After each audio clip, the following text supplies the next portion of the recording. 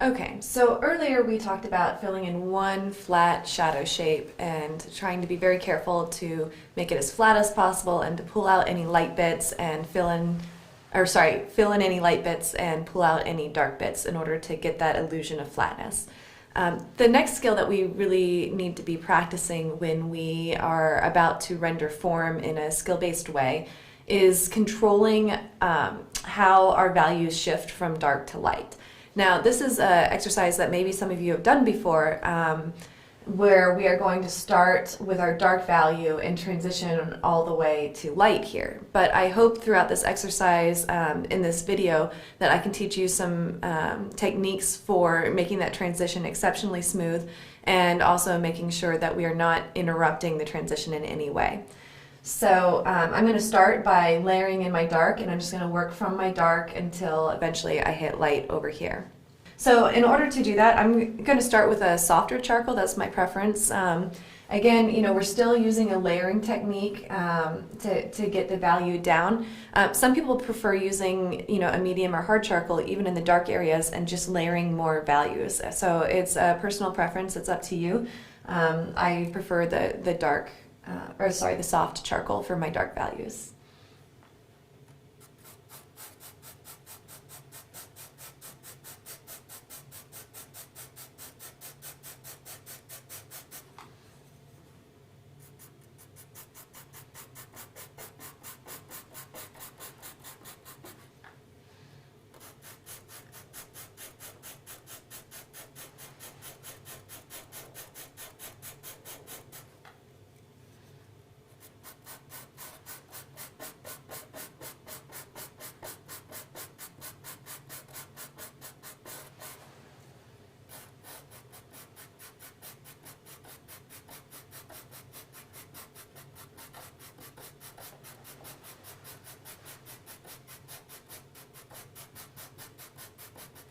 So I'm starting by laying in my darkest dark value. And then, as I work, different people have different techniques. Some like to do kind of a circle pattern. Some like to do a hatching pattern. And it doesn't really matter how you lay the charcoal in there. What matters is that when you're done, that you have a smooth transition from dark to light.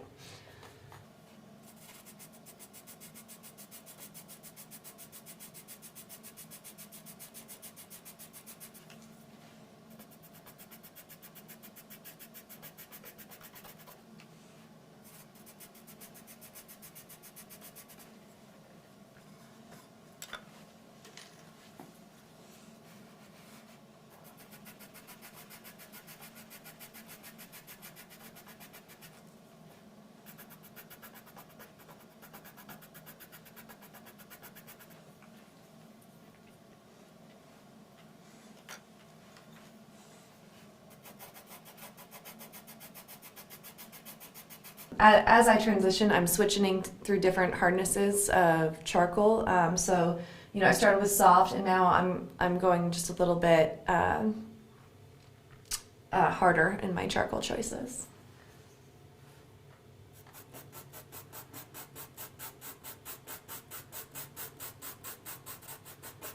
And actually, this one's still a little too hard for my preference, so I'm gonna find a softer one in here.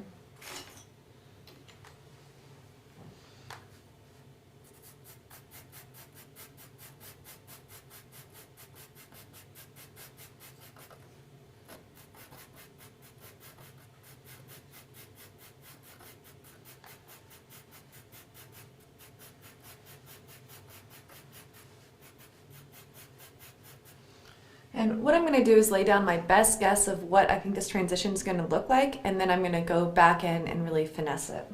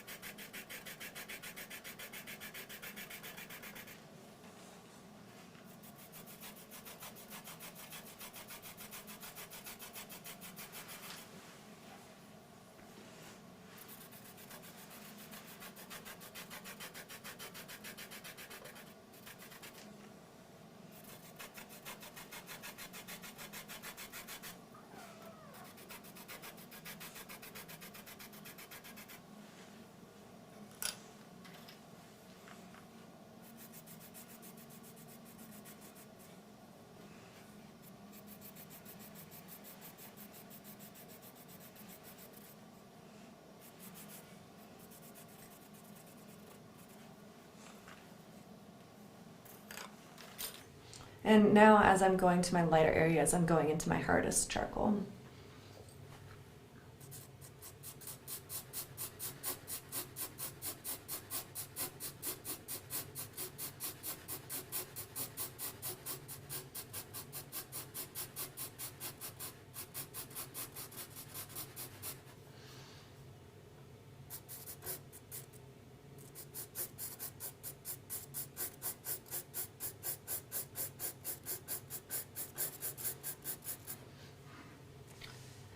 Okay, so I have my first guess down here. Now, one thing that I want to first focus on is my rate of change. Is it evenly changing from dark to light? So I'm going to ask myself, are there any big jumps? Are there any inconsistent jumps? So right now I'm seeing actually there's quite a big jump between this area and this area. And what that tells me is that some of this probably needs to be darkened a little bit.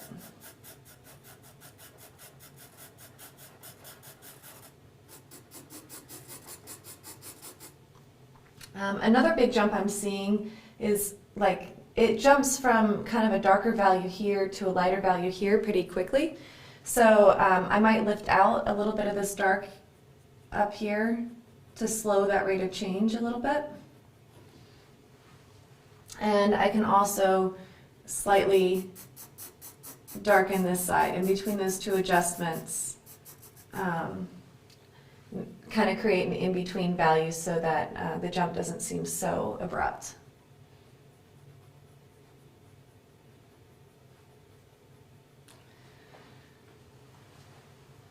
Okay, so I'm just kind of working this idea a little bit.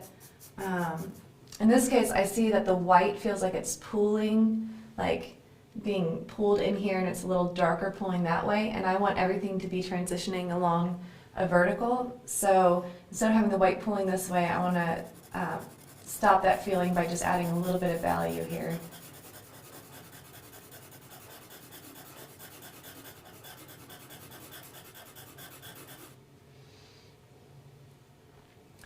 And again, I want to do a lot of the same things I was doing when I was looking at making this flat. Within each value, I want to make sure that everything is as even as possible.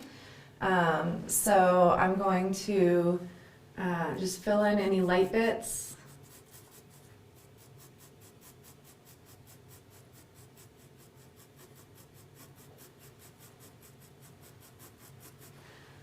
Sometimes, especially as you approach the light, you can be putting down so little value that you don't even notice that you're putting down value. You can't necessarily see it. You just have to have faith that because you know and you can feel that charcoal is being lifted off of your piece of charcoal, that it is darkening the paper slightly, even if our eyes aren't trained to quite the level to be able to see it yet. So it's really common, especially, to just put something as that last transition into your light, and even if you can't really see it yourself, know that it's there, and eventually you will start to be able to see it.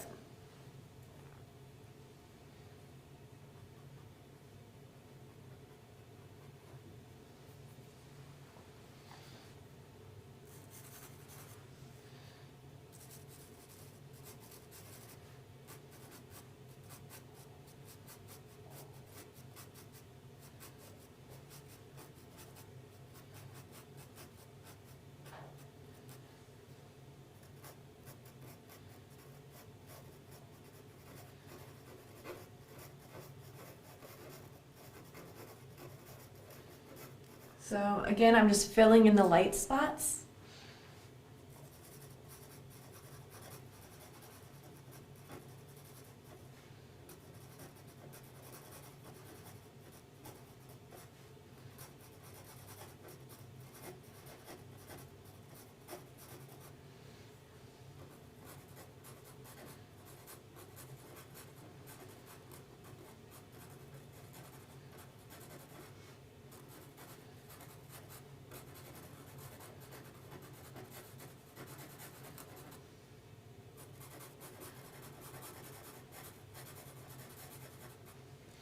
And pulling out the dark spots.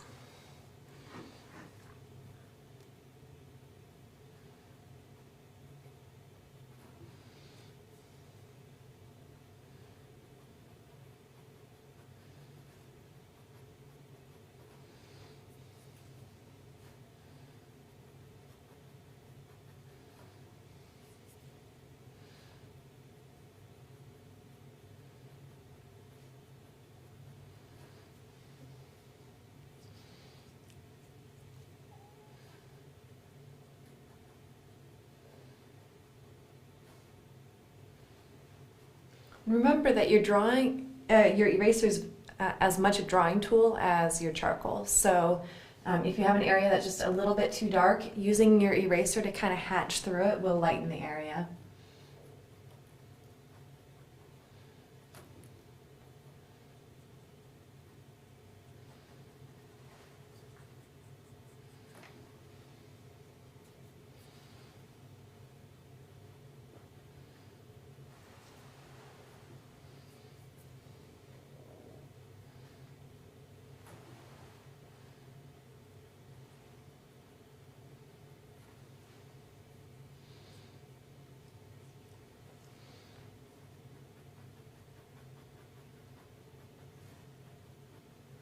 Try to avoid smearing with your finger. That is definitely something that we don't want to do. It's a very uncontrolled way to do it.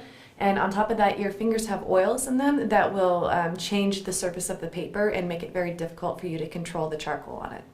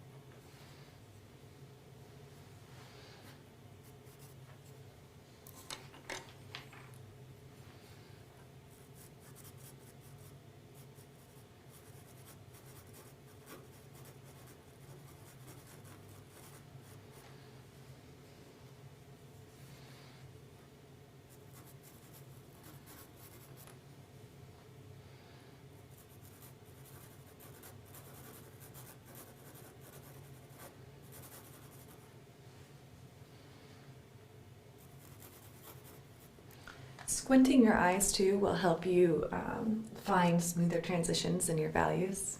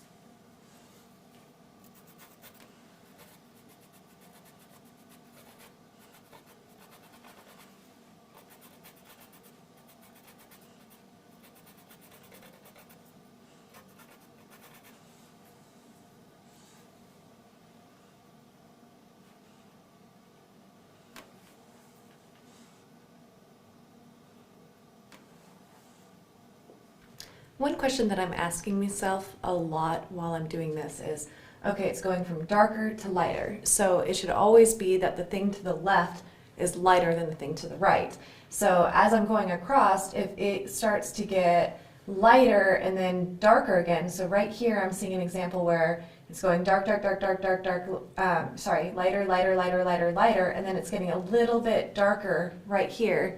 That tells me that this area is out of order. So that either means that this area got too light or this area got too dark. And often it's a combination of both, that this will darken a little bit and that will lighten a little bit.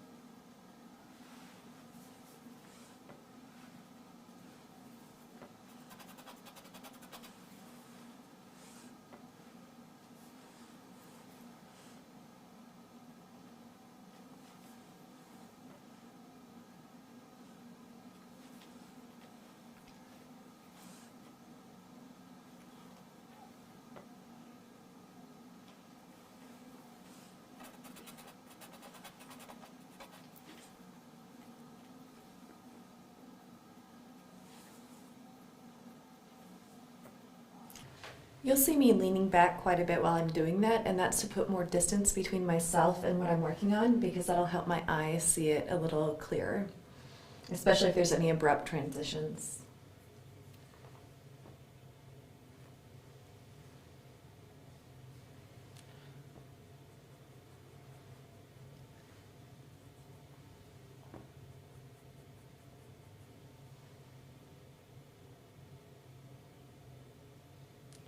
Okay, so we could continue to work on this for quite a while longer and really, really get it to refined level. But I wanted to give you the general idea of how we're working to transition, how carefully we're making those transitions, how much time we spend on the rendering phase. and asking ourselves questions a lot of the times. We know that this is going from dark to light.